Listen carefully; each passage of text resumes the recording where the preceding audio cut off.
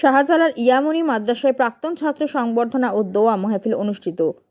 দলগ্রাম শাহজালাল ইয়ামনি হাফিজিয়া ও আলিয়া মাদ্রাসায় 2025 সাল পর্যন্ত প্রাক্তন ছাত্রদের সংবর্ধনা ও দোয়া মাহফিল অত্যন্ত আবেগঘন পরিবেশে অনুষ্ঠিত হয়েছে। দীর্ঘদিন আগে মাদ্রাসা থেকে শিক্ষা সমাপ্ত করা ছাত্রদের সম্মানে আয়োজিত এই অনুষ্ঠান তাদের স্মৃতিকে পুনরুজ্জীবিত করে। এদিন সকাল 10টা থেকে বিকেল 3টে পর্যন্ত মাদ্রাসা প্রাঙ্গণে এই অনুষ্ঠানটি উৎসবমুখর পরিবেশে পালিত হয়।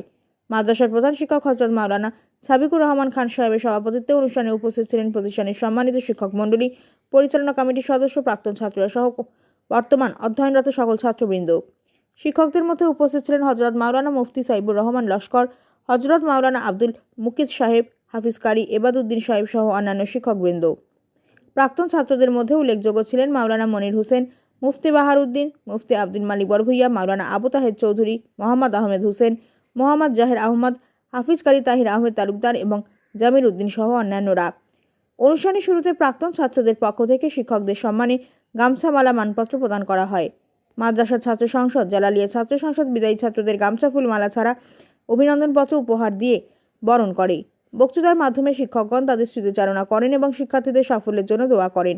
অনুষ্ঠানের শেষ অংশে দোয়া ও মিলাদ মাহফিল অনুষ্ঠিত হয়। এরপর অতিথিদের মধ্যে মিষ্টান্ন এবং সিনি বিতরণ করা হয়।